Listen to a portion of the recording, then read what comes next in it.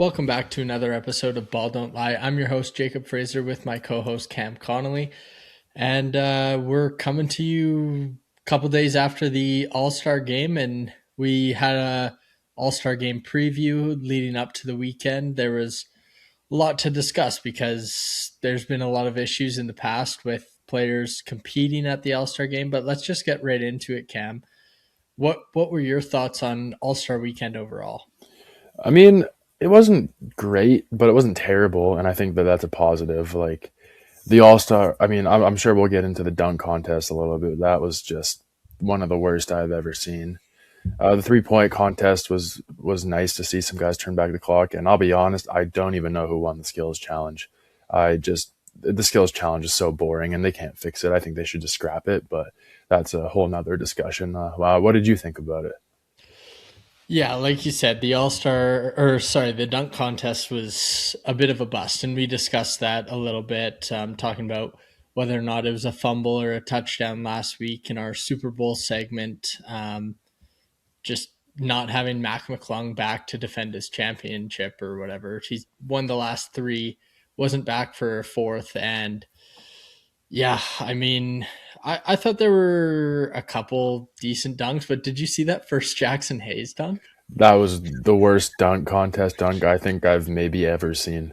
I It was was just watching. a regular tomahawk. Like, I know, like it looks like my brother can literally do that. I can almost do that. Okay, that's a stretch, but I can do something similar. Like yeah, that's like I couldn't believe that was his. And he was like, even he was embarrassed of that. Like, yeah, and somehow that wasn't even the worst dunk attempt of the entire thing.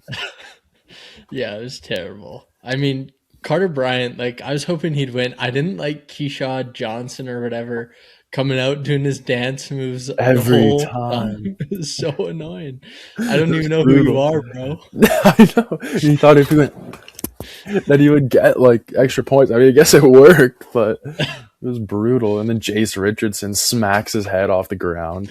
What was Yeah, that? Dude, I felt kind of bad for him, but that was one of the worst lowlights. That's probably the worst lowlight in NBA dunk contest history. yeah, for sure. I saw a TikTok. It might have been yesterday. Ranking the worst dunks from the dunk contest of all Oh, time, I and it's saw just that. all videos of this year's dunk contest. There was some But bad ones, man. the I mean, the skills challenge, they did like a little bit different this year, where with just the shooting spots around the court, which I thought was interesting. I think they've done that in the past as well. I Yeah, remember Scotty Barnes and Tyrese Maxey when they were teammates and just bricking everything. yeah. I'll be honest. I've seen one clip from the skills contest, and it's someone saying, "I dare any NFL quarterback to have a bad game," and it's Drewski throwing the ball into like the fifth row over Yeah, Scotty Barnes' head, and I was just like, "What is even going on?" Like, and then I turned on the All Star. I didn't care enough to turn on for the skills challenge. I turned it on after that, but I couldn't. That was just bad. yeah, for sure. But the 3-point contest was solid, as you said. Like, it was nice to see Dame take the W. Obviously, D Book had a good chance to win that, but I think that's who you took was D Book, right? And I took Con Knipple. I believe so. I think I did Yeah, take Devin Booker. Yeah, I did not think Damian Lillard was going to win that. That's so surprising. no, yeah, but I'm still surprised that he could even get that many shots up off of one freaking Achilles. yeah, It's like I don't know, like the weight transfer through. I'm surprised he even got clearance for that. I mean, he doesn't use his legs a lot in his jumper though, right? Like That's he, fair. yeah, he's more upper body, but yeah, what did you think of the format of the All Star game itself, like with the global team and then the two USA teams? We talked a lot about that, but what did you think after seeing it this weekend? I don't know where I thought this from, but I thought that the winner of the Rising Stars game was supposed to play in like the All Star game. I guess it might have That's what just I thought too. like I That was don't know. last year. Mm, I don't know. Like I thought they were doing that still. I guess the round robin format was good. It was the Stripes team I think had to play 3 games in a row though, so that was a Mhm. little that wasn't the greatest. But I mean, it was nice to see them try. I mean, the final was just such a blowout, which kind of put a little bit of a stain on it. But I mean, they were trying. They were passion. I mean, Wemby was getting mad at Cat for leaving a guy open. It was awesome. I wish it wasn't Team USA versus Team USA in the final, but Yeah. That's the thing, is Wemby gonna save the All Star game? I think he is. He's so competitive. I watched a video on Wemby the other day. This was actually about like a month ago, but it was like the Wemby versus Chet discourse. It was a Jimmy High Roller video. I'm sure a lot of people have seen it if you're watching this clip. But like, dude, Chet is like an animal, man. Like, no, not Chet. Sorry, Wemby's an animal. When Chet beat him in the what was it, like the FIBA U18 or U16 or Yeah, something final, U18. and like he's like freaking out on the side, and he's like Chet didn't even know he just made the worst enemy he's ever made, the one sided beef. But like, I don't know, dude. Wemby will kind of do. Wemby is the competitor that the NBA needs because that's the one thing that the NBA lacks right now is like competitiveness and like discontent for one another because everyone just wants to be boys. You get to the top of like the club, and then you just want to be boys with everyone. You don't want to be the guy because no one's willing to try and take over. Yeah, I agree. Like I love the competitiveness from Wemby. There were a lot of different clips during the All Star game where I saw like he's talking to teammates, and I can't tell if his teammates are upset with him for getting mad at them. Like it seemed like he was going after Jokic a little bit and Luca as well. Yeah, well, they both played like 5 minutes each because they just didn't want Yeah, to try, I guess. I mean, there's a bit of a skill gap on Team World when from like the top guys to the bottom guys. Like you kind of tell that some of those guys shouldn't have been out there. But it's like I don't know, and it's kind of like I don't know if this is a segue. I don't know if you still got more to say, but I was driving home actually from work today, and I mean we're in Canada, but on the weekends, today's a stat holiday in Canada. They put the American like sister stations on the Canadian radio, and it was like the Fox Sports News or something, and they were talking about who the face of the NBA is now, and they were citing the All Star game. They're talking about Ant, but they weren't really talking about Wemby, and I was surprised. Maybe it's just like some crazy American bias, but I think that Wemby is the 1A, the superstar of the league that's going to step in when LeBron James retires. yeah, I agree with that 100%. Like I just don't think Ant's quite the player. Like I think the face of the league needs to be minimum top three player in the league every single year, and I don't think Ant's quite there yet. Maybe he will get there, and we can call him the face of the league one day. But just with the way that the league is going and growing over like across the world, especially, I think Wemby's a perfect face for the league right now. Yeah, and they said that Shea is too Canadian to be it, and that pissed me off. Like, bro, like, are you kidding me? Like, first of all, you should know that I'm sure that he knows that it's being like redirected into Canada when he's talking. Second, they're citing, oh, I don't know who the face of the NBA is because you need to have a championship to be the face of the NBA. And if that's true, then Wemby can't be the face of the NBA. You say you need to be top three. They say you need to be a championship. It's either Shea, and if you don't need a championship, then it's Wemby. But they want it to be an American, and then they go and they hate on Jason Tatum the whole time when I was listening to this, and I'm like, so you want it to be an American, you want it to be the best player on the team, but you don't want it to be Jason Tatum. So who do you think it's going to be? Well, and how can you say it has to be someone that's won a championship and say Anthony Edwards is that guy? I know that's what I was thinking. I'm like, what are they going on? Like, it was like the co-host and the host are going back and forth a bit. The host was like, "Oh, it's LeBron. It's going to be LeBron." And I'm like, "Dude, LeBron's retiring in 2 years." He's like, "Well, when LeBron retires, it'll be Ant. Ant will have a chip by then." Will Ant have a chip in the next 2 years? I don't know if you saw this clip actually, but he was talking to Jalen Johnson. He's like, "I can't wait to come home. Y'all got so many wings now." Did you see that? No, I didn't see that. Because like I mean, that's a sneaky good fit for Ant. I think. Yeah, I don't think he should leave Minnesota. But if he goes to Atlanta, like that'd be a pretty good team. let me see. I assume that would be in like a free agency move, but let me see what they have. Obviously, Jalen Johnson, but like yeah, Dyson Daniels, Nikhil Alexander Walker would be coming off the bench in that case. Onyeka, Onyeka, yeah, I mean he's okay. Zachary Resache, no, he'd be gone. assuming that a trade would be involved, you'd probably package him in like 600 first round picks. But How many first round picks would you be willing to part ways with for Ant? depending on my state of the team, if I'm the Atlanta Hawks, I'm probably willing to give up 5 or 6 first round picks. Yeah, I would go. I don't think I would go more than four. I think that any NBA trade more than four first round picks is a risky game.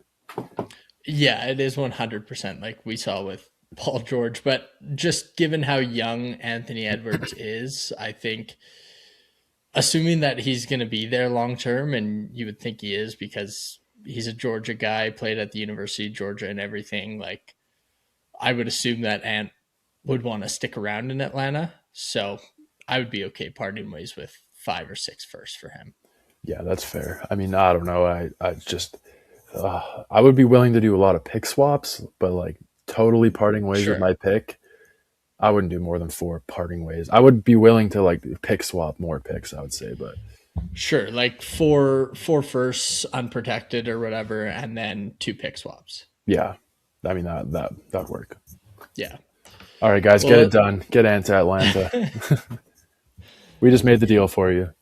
I honestly like I don't know if I see him winning in Minnesota. I don't think like obviously they're a great team, but they're not better than OKC. They're not with Wemby in San Antonio. I don't think they're gonna be better than San Antonio anytime soon. Like I don't know if they can make it out of the West there, barring any crazy injuries and stuff.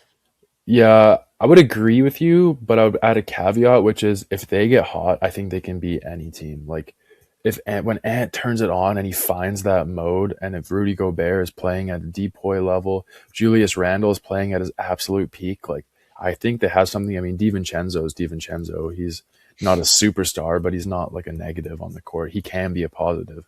So I Mhm. think that if they get hot at the right time, they could go on a Pacers type run. I don't know though if I don't know if it's a realistic option though, but I don't think it's out of the question. Yeah, I think that's fair. Like you're right. Julius Randle obviously can be a star in this league as well, and then Rudy Gobert, like yeah, and another guy you didn't mention is Nas Reed. Like Reed is huge coming off the And bench Jaden now. McDaniels. Yeah, It's I a, I mean they've mean, made it to the Western Conference Finals. yeah, it's just hard for them to get over the hump. I mean, they got destroyed by OKC. It wasn't even close. Yeah, But at the same time, like if they get hot, OKC get turned, like God forbid Shea gets hurt or something, like then there's the doors open because I think they're better than pretty much every team in the East. I think they just have to get to the dance first. yeah. I think what we'll be seeing for the next few years is likely, unless there's some crazy moves this coming off season or this season after that, it's probably going to be a team from the West winning the championship every year. Yeah. I mean, there seems to be a pendulum that swings, and right now it's all the way on the west side. So Yeah. it's I mean, I would say that as the Pacers lost in Game 7 only because Tyrese Halliburton tore his Achilles, and I think they probably Mhm. would have won that game if he didn't. But I mean, that's just the way it looks on paper, at least. Yeah. Yeah, I agree 100%. Let's shift over to the East here because the Raptors made a big deadline trade, adding Chris Paul, and then they have now since waived him. And yeah, he's officially retiring from the NBA, according to a tweet from Shams that I saw earlier. Yeah, I saw that too. It's disappointing. I think he deserved a better retirement run. I can't believe that there's not one team that was willing to give it to him. I mean, maybe he Mhm. didn't want to. Like maybe he didn't want to go out sad, I guess, on like Utah. But then again, we'll get into Utah in a little bit. Like it's just so disappointing. Like I wish that the Raptors would have. I don't know where the breakdown was. Maybe he didn't want to come. Maybe the Raptors didn't want him. Maybe they both didn't want it. But like it would have been nice, man. Like come play for the Raptors. Like finish your career out. They're going a little bit of a run in the playoffs. Hopefully you could be there, provide that veteran leadership from the bench. I mean, I don't really think he would play, but No. like it just would have been nice to see, man. I would have loved to see a Chris Paul Raptors jersey. I mean, I'm sure I'll still see him now because I see lots of people saying, "Oh, I want my Chris Paul Raptors jersey." But it would just like it's just it's not right, dude. It doesn't sit right with me. No, it doesn't sit right with me either. Like, just the Clippers organization completely screwed him over, and that pisses me off. Yeah, 100%, I dude. Like it's just brutal. Yeah, he deserves a way better send off than what he got. Even Paul Pierce got a freaking Chasing that retirement tool, you're not Kobe. But I agree. Like, there's been worse teammates, way worse teammates. I mean, someone who deserves to go out like this, probably like James Harden. Like, yeah. I would say this is the end that he kind of deserves, or like Kevin Durant. I mean, we'll get into that in a second, but like that's the ending that he deserves based on the way his career plays. I don't want that to happen, but if it was to happen to someone, I think that's more fitting for someone like that, not Chris Paul, who's known as a great teammate, who's known as a guy who holds people accountable and wants people to play at the highest level. Yeah, well, I was going to bring up Kevin Durant as well because we have lots to get into there. I've looked into some of these. Are they DMs like I don't know this like group what the chat? actual like group chat was on. I think well, it's obviously a Twitter group chat, but Yeah, it's so just dumb. Like, what was he doing, man?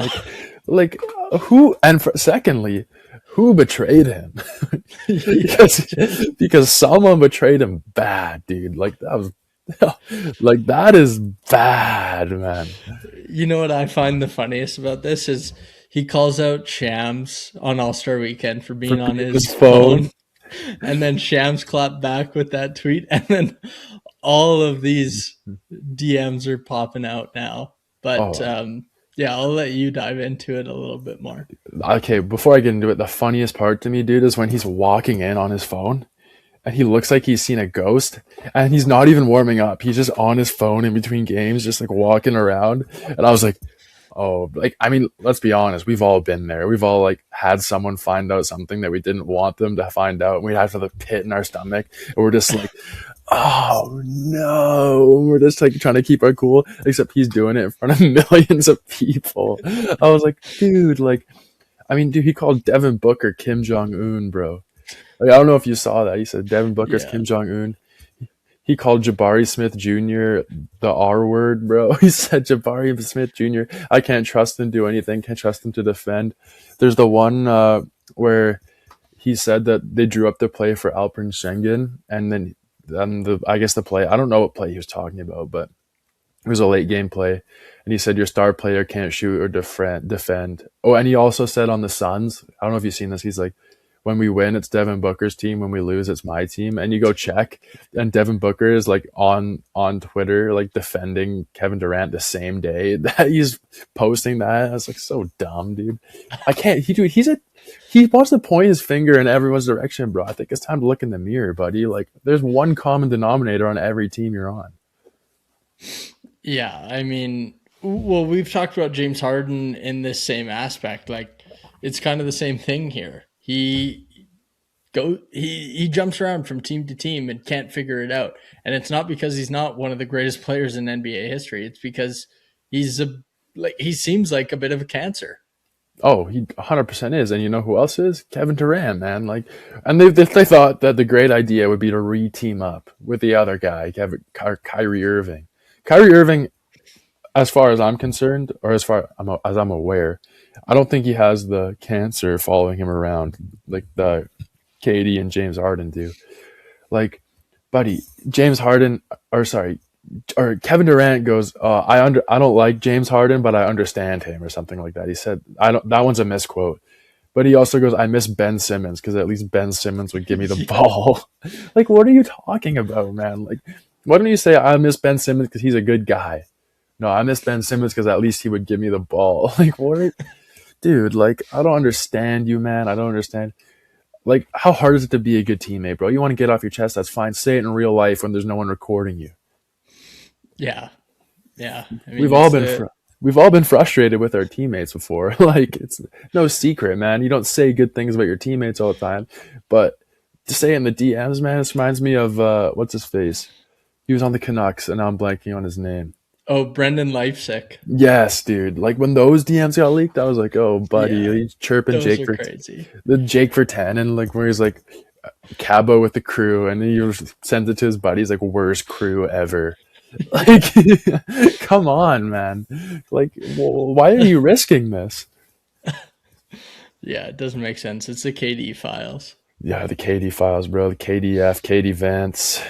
He's got a lot of new nicknames from this weekend.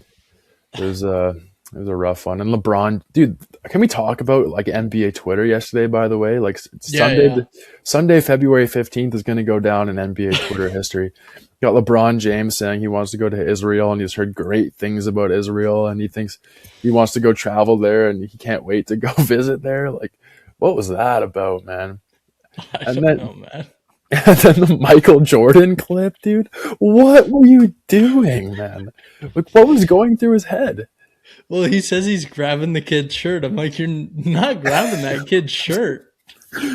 I don't, bro. Like, what was he doing? Like, and like, whether or not he's grabbing the kid's shirt, why?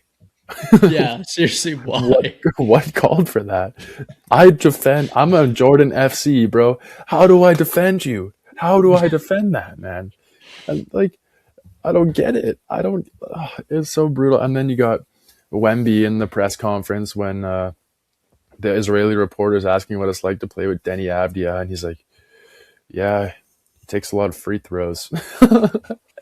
Denny Avdia's getting destroyed in the media. LeBron's getting destroyed. I mean, Steph Curry has the Israeli investment thing that he's getting ripped for on NBA Twitter. I don't know, it was a great day for NBA Twitter. A lot of new memes born. There's even the Giannis meme from the dunk contest that happened when Jackson Hayes did the dunk.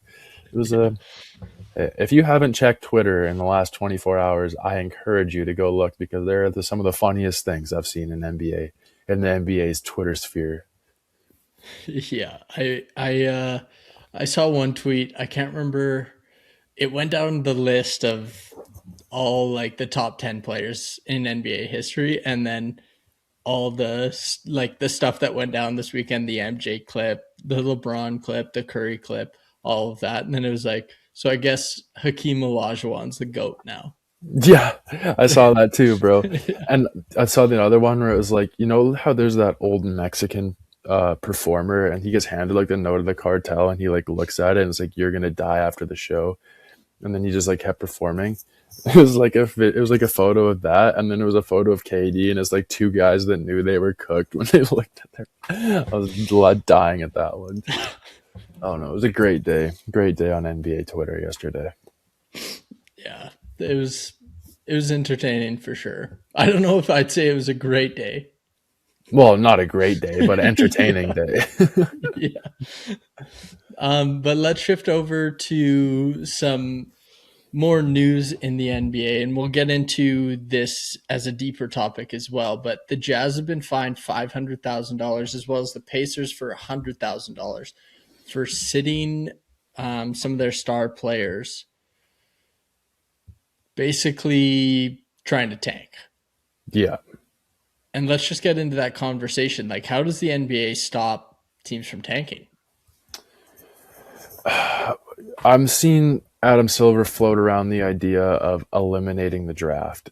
And I Mm-hmm. think that that is one of the most bogus things I've ever heard in my entire life. I don't understand why people even agree with this. If you agree with this, you're a fan of a big market team, and that's just the truth. Because the small market teams, besides the hometown guys, are going to get screwed over in the rookie signing period or whatever, and it just will create even worse imbalance in the league. Because then what happens to the bad teams? No rookie wants to go there, and you can argue, oh yeah, well a rookie wants to go there and take over and whatever. Well, no, he probably won't because he's not going to get the proper development, and those teams are just going to get worse. Whereas I think if you have no rookie draft and it's just a rookie free agency, you have to have relegation because that's the only way you can balance it out.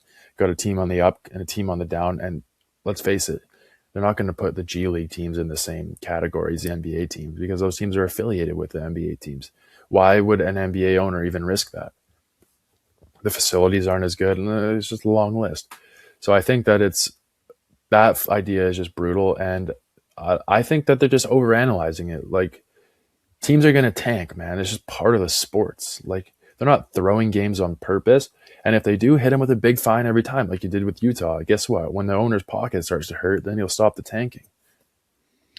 Yeah, it's funny. I saw a tweet. We were talking about Twitter earlier. I saw a tweet that was like Adam Silver adding the midseason tournament, adding all these tournaments. He might as well go be the commissioner for like a U11 soccer league. And you talk about relegation. That just reminded me of that because it pretty much is just becoming a soccer league at that point. Yeah, like it just doesn't make sense, dude. He wants to do that. He evens up all the odds for tanking, where it's like you get 14% if you come last. Dog, as a Canucks fan right now, if the Canucks came in last and they had a 14% chance to get the first pick, I would be punching holes in my wall because the Canucks just suck. We need help. Utah, all okay. Utah, like unethical tanking a little bit, let's be honest here. But they've been Mhm. bad for so long that they have to unethically tank to get the picks because the way the draft lottery is, it's so hard for them to get good prospects, and no free agent wants to go there. They just traded their whole future away for Jaron Jackson Jr. Got shut down 2 days later because he had like bone cancer or something like that. Like it's I don't know. It's just over. I think it's just overanalyzation and hyperfixation on an issue that doesn't really matter that much. And I think that if you go back to the first worst has the best odds, second worst has slightly worse odds, third worst, and then you don't give the 14th worst team a chance at the first round pick like they do in the NHL, it won't be that bad. Because guess who doesn't really have a tanking problem? The NHL. There are teams that are bad, but they're not losing on purpose. No, and they're not sitting star players for no reason at all. Yeah. I wanted to throw this idea out to you and just get your thoughts on it because the Professional Women's Hockey League has taken this on. They're kind of the first major sports league to take this idea on. But after a team gets eliminated from playoff contention, they start earning points for every win, leading to the first pick in the draft. So if you say your last place team, you get eliminated before anyone, you start winning games, you start earning points for the NBA draft lottery, and whoever has the most points at the end ends up with the number one overall pick. What do you think of that idea? On one hand, it's a good idea. And I think I've floated that idea around on this pod too. But when I think about it deeper, you're asking guys to play hard for their replacement. Mm-hmm. And I think that it actually could have an inverse effect where guys start to not try as hard because they don't want to get replaced. And the thing is that in hockey, it's a lot easier to stomach, I think, because the roster is so much bigger and there's so much more room for people to play. Because I used to be on the team where I thought that was a good idea. But the more I think about it, like when the worst team gets the first pick and you don't want to get replaced, well, you better start playing good and you better make sure your team doesn't get that pick. And obviously, it comes down to percentage and some ping pong balls that say what pick you have. But if you incentivize playing good to replace yourself, I don't know, especially with the culture of the NBA, I don't know if guys will even try.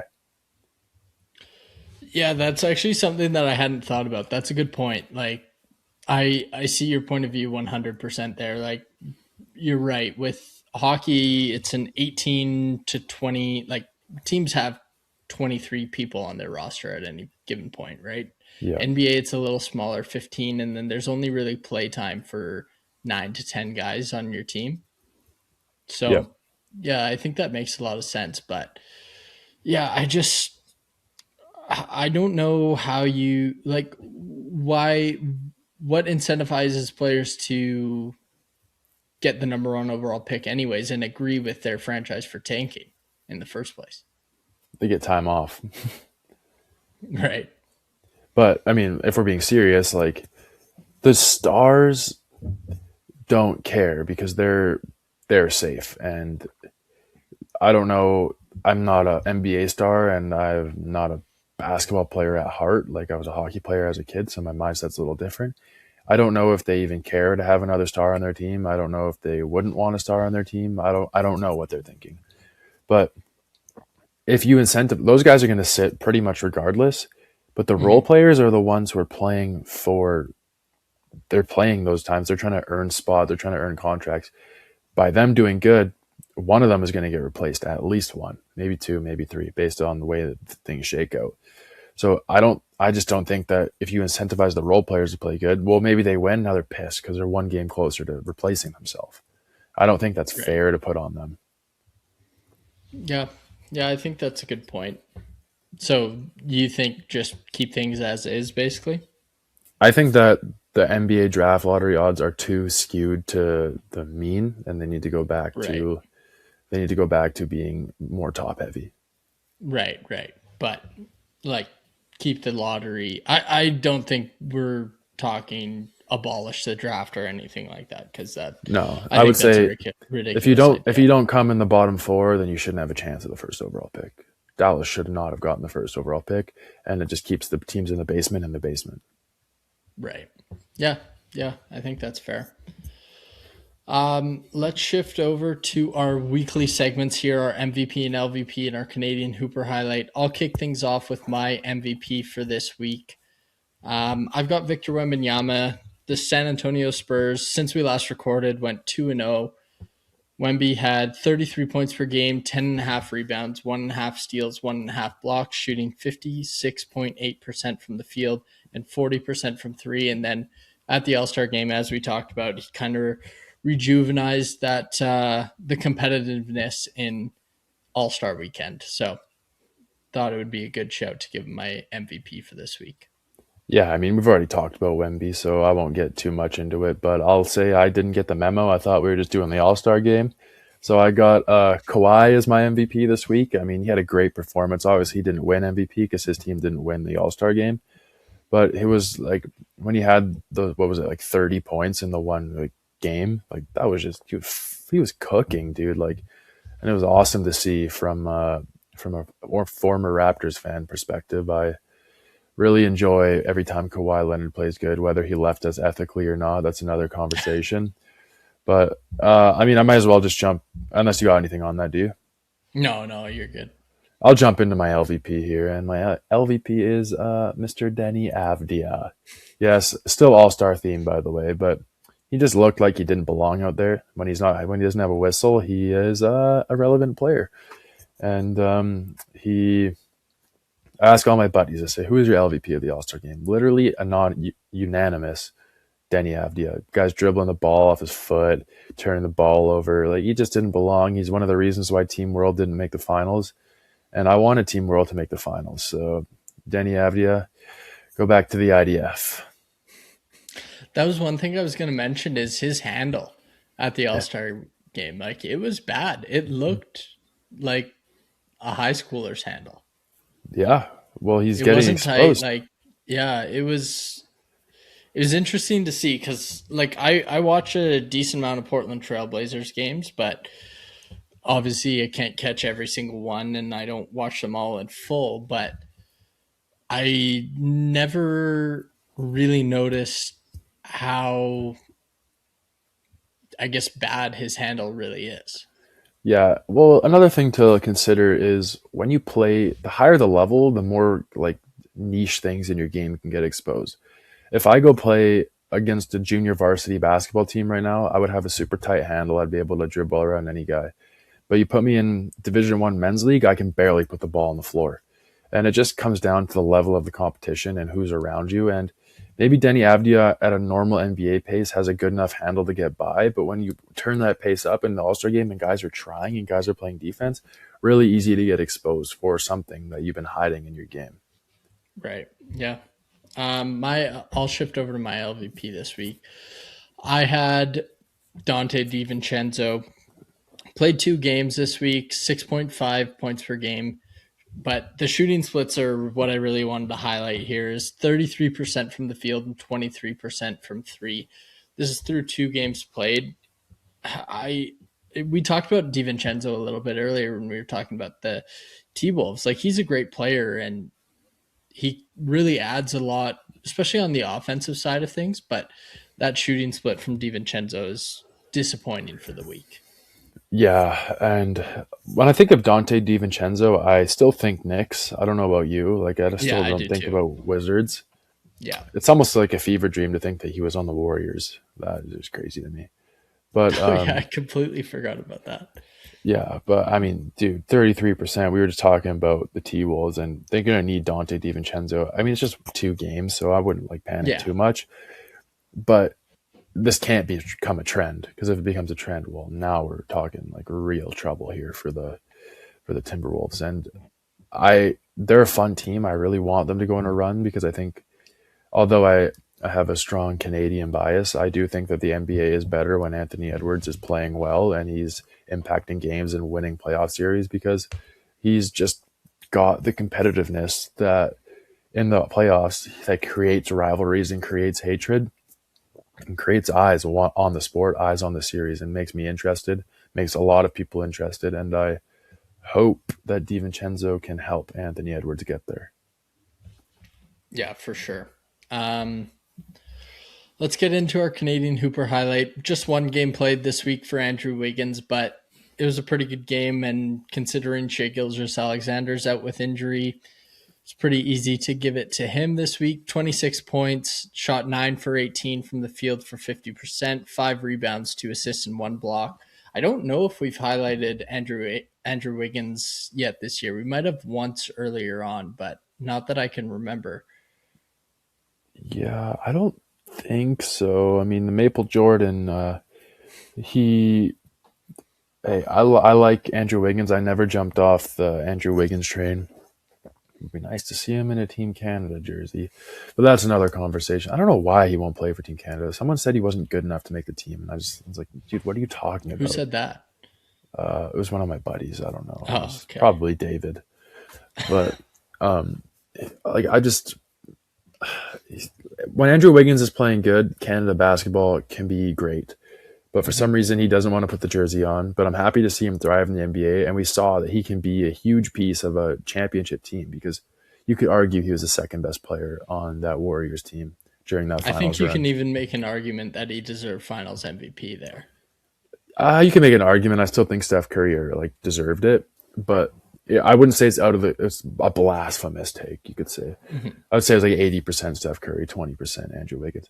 You could argue that Andrew Wiggins was the best player in the conference finals. So then that dunk on Luca is one of the best dunks I've ever seen. It was when I remember when I saw that live, I was just going, "What?" I didn't even know he'd get it up like that. Oh yeah, oh yeah. He's a great athlete. Yeah, great Canadian athlete. No, but I got an honorable mention this week, and that is in the college basketball sphere. That's Dorian Glogovac, playing Division III, but as a freshman, he's averaging 23 points a game and broke the Caltech scoring record, which is unbelievable as a true freshman out of British Columbia going down to the NCAA. Caltech, prestigious education school, by the way, and breaking the scoring record as a freshman before the season even ends. I mean, that's pretty Mhm. good. You don't see that every day. Yeah, we've obviously seen a lot of him being from BC here. We saw him at provincials last year, um, in the high school provincial championships. And yeah, I mean, he had some incredible performances. You could tell he was a legit hooper. I hope he's going Division 1 after this year because he should be. The way that he moves on the court is just unbelievable. He's a legitimate Division 1. There's been a few guys from the past few years go Division 1, but I think that he's the first one that I can confidently say could play high major and impact the game. Yeah, I would agree with that for sure. Like who have we seen? Irish Kokia, Irish is there. Adam Olson's there. Adam Olson's actually right? not playing bad right now, but he's not at a Yeah. high major. He's at No, Alabama he's A at and M. I think he's at South Alabama. Yeah, you're right. South Alabama. They Yeah. were a 16 seed in the tournament last year, which is Kieran Mullen is at Pittsburgh right now. I haven't looked at his numbers this year though. And Mm. there's another guy at Weber State, but I can't remember his name. I mean, there's more guys going next year too. Tremaine Bellinger is going to Austin P, and Malachi Richmond is going to Eastern Washington University. Yeah, so I mean solid programs for sure, but nothing No, not high major schools. I think that Dorian could play at a higher level than all those guys. I could Yeah. even see him. I mean, this is going out on a limb here, but I could see him potentially cracking an NBA roster one day.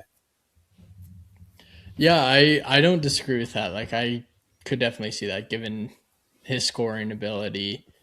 Even though it's D3, like I don't think people realize how good D3 basketball actually is. Oh, dude, it's unbelievable, man. Like they Yeah. come, I mean, my brother plays Canadian college, and they go down and play the Division 2 and Division 3 schools because they get a lot of money to go down there and give them a free win, pretty much. But I mean, the Canadian college here is, I wouldn't say it's a great basketball. It's not bad basketball, but dude, they get smoked by the NCAA schools down there. Like they'll lose by the D2 schools. They lost one game by 80. The D3 schools, they lose by like 40. Like, it's not close. Yeah, and it depends on the program out here too. Like UVic goes plays D1 teams and they put up Well, that's decent Canadian games. University. Canadian Yeah. University is a little bit of a different conversation. I still think that, I mean, obviously, this isn't crazy to say. I still think that NCAA Division One is way better than U Sport. I think that U Sport's on the come Mhm. up. It's a little bit of an older league, though. The NCAA is younger. I mean, obviously that's changing now, but it's something to keep an eye on. Like Canadian college basketball, Canadian university basketball getting better. A lot of hoopers from BC. I mean, there's more and more every year, man. It's the quality of basketball. I've been coaching it since 20. I played in 2020, and then I started coaching right after. And every year, I'm looking. I'm like, dude, if this was the same, like my grade 12 team was in this year, like we wouldn't like come within 20 of any team at this point. Yeah. Like this talent is just unbelievable. Their athletes that are coming out is crazy, and it's like that everywhere now too. I think we've been over this, but it has to do with the Raptors. I think. Yeah, for sure. Before we wrap, is there anything else you wanted to get into here? There was, but I forget what it was now. So I'll Okay. just say no. We'll save it for next week then if you remember. But yeah, thank you for listening to this week's episode of Ball Don't Lie. We'll be back next week with our regular episodes every Sunday. And yeah, be sure to check out us on our socials and like and subscribe on our YouTube channel. Thank you again for listening to Ball Don't Lie.